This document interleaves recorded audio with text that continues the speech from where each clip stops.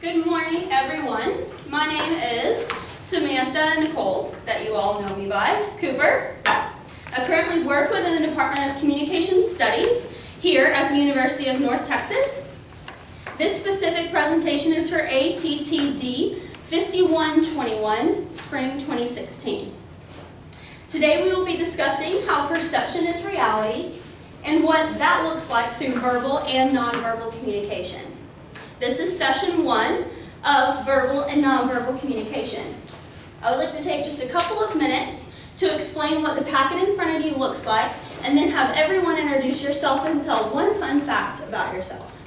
Okay? So, you'll see on the packet in front of you that you have a copy of all of the slides that I will be going through today. Directly after that, you will see that I have an assignment sheet that we are going to work together, or work through together in our groups. Okay? And I'll explain more about that as we get there. The next page is a trainee evaluation form that I will explain at the end, but I would like for you all to keep in mind that you will be giving me feedback about today, and that would be very helpful to me for future presentations. Okay? The next page, I have already placed in front of you a certificate of completion. So as long as everyone here today completes everything that we go through today, you will take home this certificate of achievement for this session today. And then lastly, we have another evaluation form. So if you would like to open to this one, you can fill out this evaluation as we progress, as well as going through the slides with me. Okay? So, if we can just go around really quickly, I want you to state your name and then one quick fun fact about yourself. Okay? And we can start here and we'll move this way if that's okay. My name is Chris, and this is my favorite sweater I'm wearing today, and it makes me feel good about myself. That's exciting. Okay. My name's Meg. I lived in Hawaii for 3 years. Oh, that's fun. What part? I lived on Oahu in Kapolei. Fun. Very, very fun. My name is Mario and I can bark like a small dog. Can you demonstrate? Okay. That's awesome. Okay. My name is Gary, and I'm funny. And you're funny. Okay. My name is Eugene Barbatkov, and I always get B's on the exams which are really easy, and always get A on exams which are really hard. Okay. I'm Carlos. I grew up in Chicago, so that's why I'm wearing my Cubs hat today. I can't tell. Your sunglasses are over. I couldn't tell what was on it. There we go. There you go. There you go. My name's Brandon and I'm not funny. Okay. My name's Ellen and I do yoga. Fun. Are you certified to teach it, or just? Okay. Cool.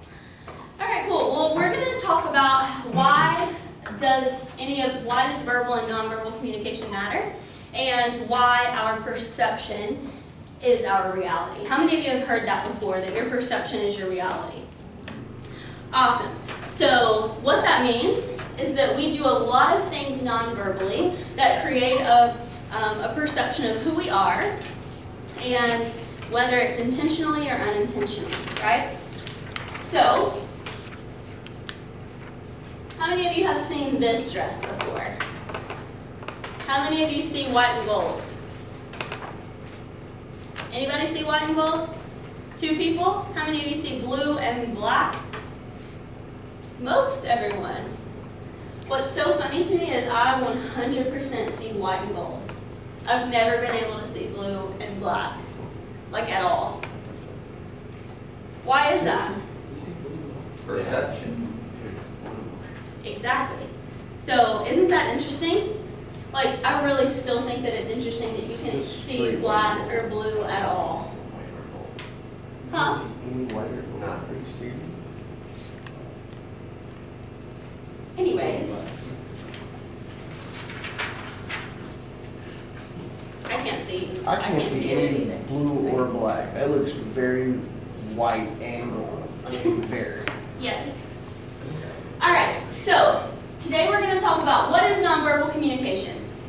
It is the way that we communicate through our nonverbals gives off a message, whether that's intentional or not. Exactly what I was just saying. So we're going to go through these 7 different topics and explain what nonverbals really are and how they impact us on a daily basis. Okay? So first, let's start with chronemics. How many of you have heard of what chronemics are? Do we remember this? No? So chronemics are time. It stands for time. Okay? So it's how time functions as a part of communication. That you would bring in here cultural differences, generational differences. So an example that I like to give is one of my best friends is from Africa. And so if I tell her, hey, let's do dinner at 4:30, to her that could mean 4:30, 5:30, 6:30, whenever she's ready to do dinner. However, in my culture, if I say we're doing dinner at 4:30, you better be there at 4:25, right? So time is functioning completely different for both of our cultures, right? So what about maybe texting your grandma? Okay, my grandma's pretty cool and she texts me all the time. But that generation in general doesn't always catch on to what we use as technology and time. So we quickly want to get a message to our grandma. However, I have another set of grandparents that love to still write me handwritten letters. And so I'll get them about once a month. So the time that it takes to get those messages to me are drastically different between generations, right? Can we see that? Yeah? Awesome. Okay, so next we have haptics. Anyone remember what haptics are? Deals with like touch and stuff. Yeah, exactly. So, for example, haptics would be if someone was to walk in. If you were to walk in, you would have typically shook my hand to greet me or something like that, right? You probably wouldn't have run in and like given me the biggest hug you've ever given anyone in your life, right? Because that would be weird. we don't do that, right? So it would be just an example of just like a stranger. You wouldn't just randomly walk up to them and be like rubbing on their back or something like that, right? You would want to maintain a distance, and if that meant shaking their hand or just kind of waving, then that's what you would do, right? So under haptics, what is the relationship between power and touch? So if someone in authority or someone who has power, how do you respond to those type of people in reference to touch? For example, an instructor, a professor, versus your mom or your dad. How do you handle those situations?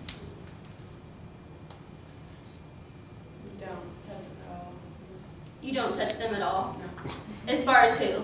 Like my instructors and stuff. Right? Right? But what about your mom? I like my mom. Exactly.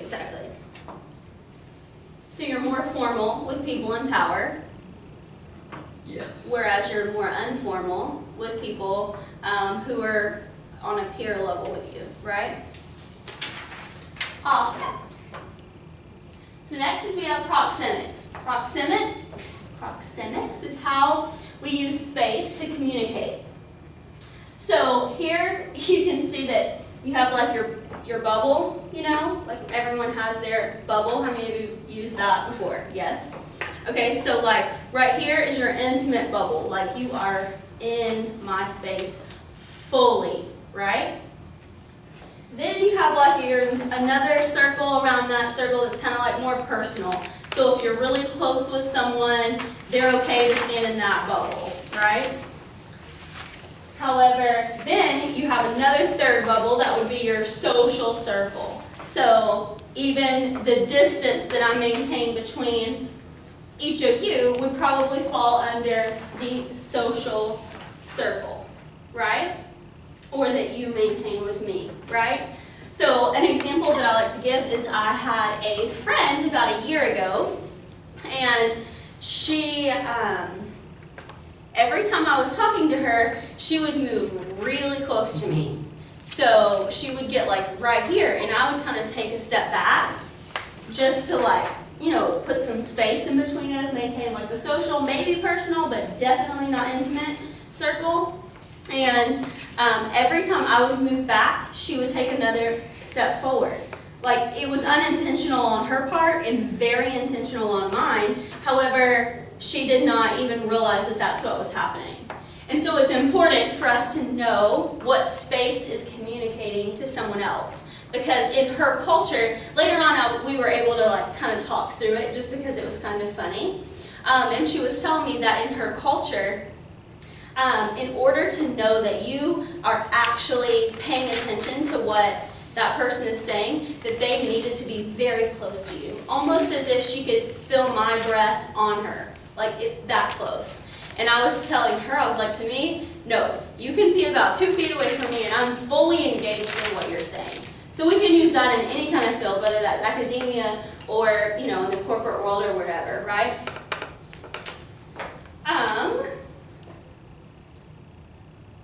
So next we have artifacts. So what is an artifact? Can anyone tell me? Whenever I say artifact, what's the first thing that comes to your mind? Like a symbol of an older culture. Okay. What would be a good example of that? Like Indiana Jones and all his relics he finds. Okay. Sure. Someone else have another example?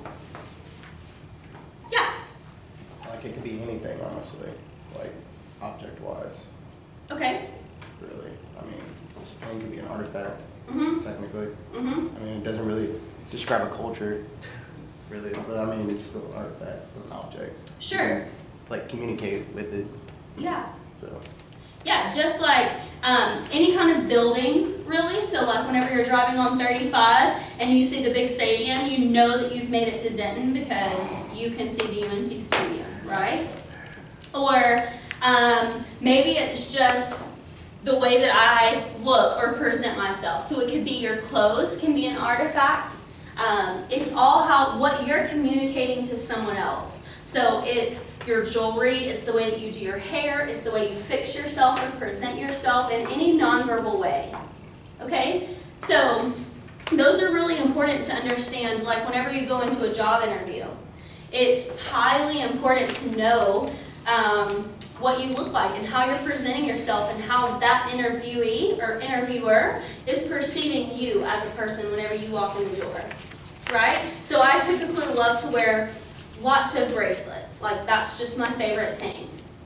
Okay? However, whenever I'm presenting in front of you, or whenever I go to a job interview, or something more professional, I don't wear bracelets because they become a distraction. And so it's things like that that are artifacts that may have your personality attached to them, but you also need to understand what others are seeing through that. Okay? So, lastly is paralinguistics. So this is the way in which we speak. So this could be your tone, this could be the pitch, this could be the rate at which you speak. And it's also how you modify the way that you say something in relation to who you're speaking to. Okay? So let's watch this video.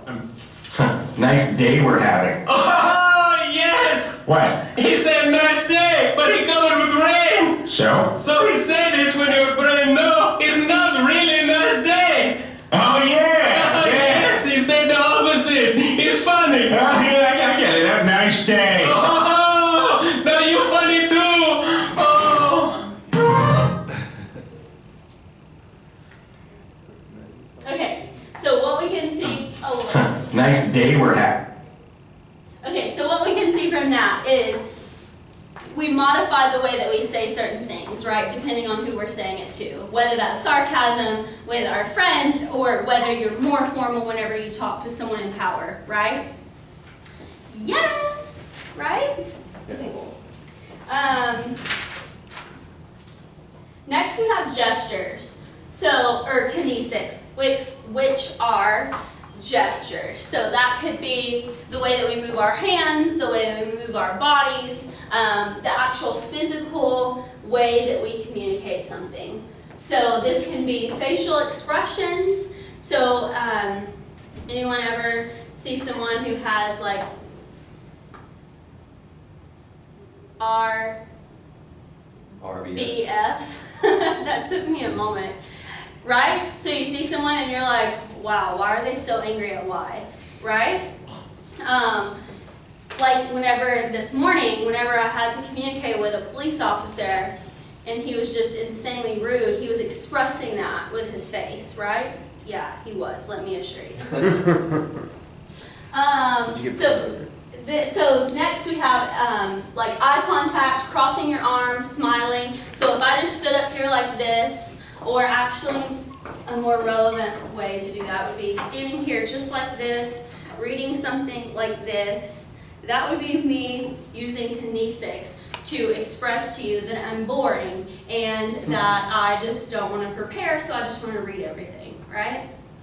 So, nodding or shaking your head while someone is talking, that shows me whenever you speak back to me or you shake your head yes, that's proving to me that you're at least attempting to be engaged at what I'm saying and you're with me, right?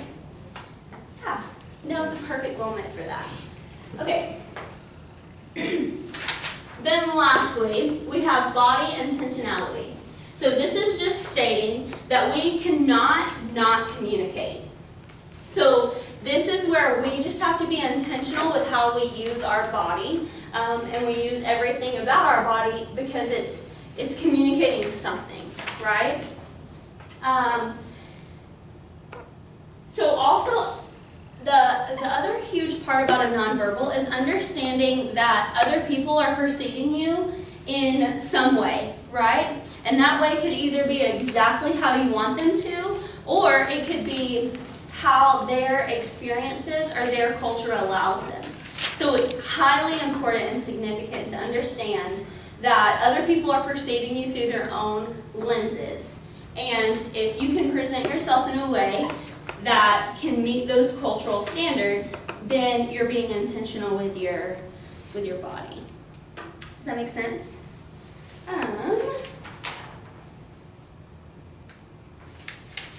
And then what happens whenever we're intentional with how we communicate nonverbally? And that is immediacy. Okay? So how many of you have ever heard of nonverbal immediacy? No? Awesome. So basically that's the use of closeness-inducing nonverbal behavior cues. So such as smiling, touching someone like a pat, eye contact, vocal cues. Okay? So we can see here that there's like a distinct connection, right? That's like the eye contact, as well as eye contact and shaking the hand here. Maybe holding hands, the cute little boy and girl down here, the facial expressions, all of that, right? However, so all of these pictures here, minus the crazy one, are building immediacy. And immediacy is whenever you are intentional about your communication, that's nonverbal, so that you can put aside the distance between you and someone. And we call that like the aesthetic distance. And so it's putting that distance aside. So if I was to walk up to Ellen and like touch her desk or like even like pat her shoulder, maybe she's telling me something really difficult or really hard, I can like go up and just touch her shoulder, and it would be appropriate at this point because I've known you for several months now, right? However, for someone who I don't know whatsoever, for me to come in and touch their back, that would be doing the opposite of immediacy. So by me coming close to Ellen, I'm creating a new relationship that is in more of the personal space, it's building a closeness between a relationship instead of maintaining that distance. Does that make sense? Yeah? Okay, cool. What time are we at? Okay, cool. next is, if you can jump into your groups really fast, I'm going to talk through the first question, and you can come up with an answer as a group, and then we're going to talk about them. We're just going to go through them quickly. So if you will turn to the page in your packet that says nonverbal and verbal communication, we're going to go through number 1.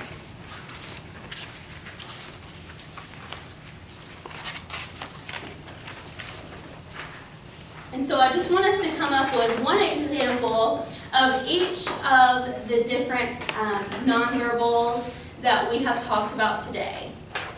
Okay? So as a group, talk about each of these. I'll give you about 1 minute to talk through all of them and just write out one quick example, and then we'll discuss them. Okay? So go. And if you need a refresher, you can look back on the slides, which tell you exactly what they are.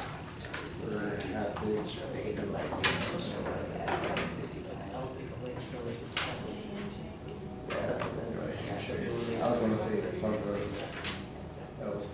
I was going to say something about Elmo. Proxemics. The whole personal space. Being too close to it. You can use the things from Madagascar. Wait, no, that's not Madagascar. It's a happy feet. Don't touch. Get that hand too close to the edge. Happy feet. For artifacts, looking like shoes. Shoes defines. Yes, it's true. Her language. I don't know. Forgot her language. Which one? You talk to people. The tone, the rate, the pitch. Yeah. Mhm. You should just write Gary in there. Go ahead. It's okay. Okay, can we start talking about them? Okay, cool. So let's start with chronemics. Do you all have an example for that? Yes, we said that class could be a good example because class starts at 8 o'clock, but for some people that means show up at 7:55, some people show up at 8:05, and some people don't show up until like 8:30. Exactly. Oh, That's a great. great example. Great example. What did you all put for chronemics? Just watch. Okay, that would be like a physical example. So what would be an example of chronemics that it's the way that time functions in relation to communicating something. So just like 8 o'clock for some people, right when class starts, is like, okay, I have to be there 5 minutes early. However, for others, it would mean, okay, I can be there at 8:15 and I'll be fine. Right? So what would be another example of chronemics? The way that time functions. Can your phone a friend? Sure. We don't have to, like, I don't know, I guess back in the day, we had to use mail more often, and now we don't use our cell phones. Does that work? Sure. Okay. Did you have another example? I was just thinking about my brother is always late to things because he does a lot. So anytime he says, yeah, I'll meet you there at 6, I go there about 6:30. And then one time he was actually really early, but it's never actually 6. That's funny. Huh. That works perfectly. So what about haptics? Handshake. We said high five. High five? Yeah. What about like in the negative sense? Middle fingers. Exactly. That's exactly what I was thinking in my head. Okay, so then what about proxemics? We said happy feet because of the song. Like, don't push me because I am too close to the edge and I am. Okay, that's cute. I didn't know the words to that, but yeah, sure. Okay. We didn't really have like too much of an example. We just like talk about how like you want certain people in like your social bubble where you would let other people into your like personal space. Sure. So then we have artifacts. Shoes. Okay. What would that represent? I feel like shoes define who we are. Like, for example, if most, like, I don't know, I guess back in the day, or like in the 70s or 80s, most people wore Converse, you know? Like, I don't know, that defined hippies. Sure. I don't know if you wear Vans or something like that, that defines that you're like a skater dude or something. Just, I don't know, do you kind of get what I'm saying? Sure, yeah. You wear chacos and you like to go hiking. Do you like to go hiking? Yeah, actually. Hey, Oh. I'm spot on today, boys. Okay, so then what did you all come up with? We've got, like, when people use MySpace, and they'd have all those weird MySpace. filters and the upward picture Do you shot. still use MySpace? I don't know. Do you Is know that a anyone thing? who still uses MySpace? A lot of musicians do. Really? What? There's like music on. It's still going. I can still log into Really? it, yeah. Wow. Bro, I have that's not amazing. checked out I'm gonna check out my MySpace. Yeah. You know? I looked at all my friends who were 12 or whatever, and it's so hilarious. Wow. So sick. Okay, so let's keep going. So then we have paralanguage. What is that? We can tell you what it is, but you already know what it is. I do know what it is, but You tell me want what an it is. example? Huh? You want an example? Mhm. Okay, we wrote Gary. And why? Okay, so if I'm feeling down, I'm probably gonna talk like this, and it's gonna sound really slow. But if Okay. I'm feeling really hyper, then I'm probably gonna talk really, really fast. Sure. So. We talked about like sarcasm, like if you were just a friend, you might be kind of sarcastic sometimes, where like if you're talking like in a business interview or like to a professor or something, you wouldn't necessarily want to be sarcastic. Sure. Exactly. Then we have kinesics. See, we can get that far. What are kinesics? Do we remember? So it's facial expressions. Mhm. So it can be like the face Kanye West makes when he's all serious. You know, The what? The face Kanye West makes. You know, like, but he's just like, Okay. you know what I mean? Yeah? You can tell like he's annoyed or he's just done, you know, listening to you. Okay. Did you have another example, Brandon? No, I was pretty good. No, you were? Okay. So then why is it important for us to know these things?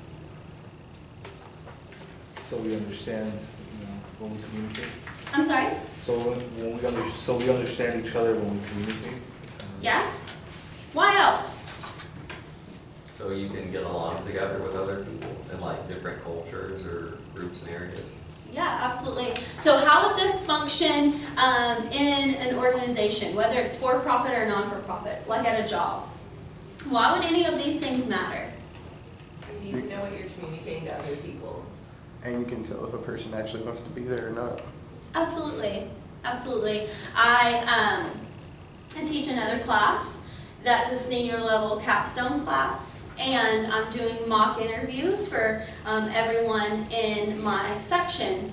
So I had one girl come in on Tuesday. I interviewed 4 people. I had one girl come in, and literally her hands were crossed the whole time. She sat down, she looked at the ground like this the entire time that she was interviewing with me, right? She literally, whenever I would ask her, oh, tell me a little bit about yourself, her reaction was, my name is so-and-so. And I was just like, ooh, this is very, very difficult. So she was communicating her apathy and her desire to get out of there as fast as she could, exponentially, as compared to the other 3 people who came in and who were actively engaged and actively interested in what my questions were, which you would want to be in any interview, right? You would want that interviewer to feel as if you care what they have to say because they're hiring you, right? So it can definitely benefit you to know each of these things in every field and every realm that you go into. Okay, so let me read off a couple things to you. Today we have discussed how our perception is influenced by verbal and nonverbal communication that in turn in turn, becomes our reality of circumstances and conversations. It is important to not just keep this information to ourselves. We have the ability to bring positive change to others by sharing this information and living it out on a daily basis. Your relationships will change and your teams will become more effective the more that you understand and live out these principles. Thank you all for your participation and discussion today. I'm grateful for you all for helping us learn and truly see different perceptions, even as we are here in this session today. You all have a handout asking for feedback. So lastly, if you could all look that over, you actually have 2 handouts. That would be very helpful for me to move forward. You can place it just up here on the podium whenever you leave today. And then, lastly, I have already placed a certificate of attending and of achievement of this section in your packet that is in front of you. So please keep this for your academic records. I look forward to seeing you all at session 2 of verbal and nonverbal communication. Have a wonderful week.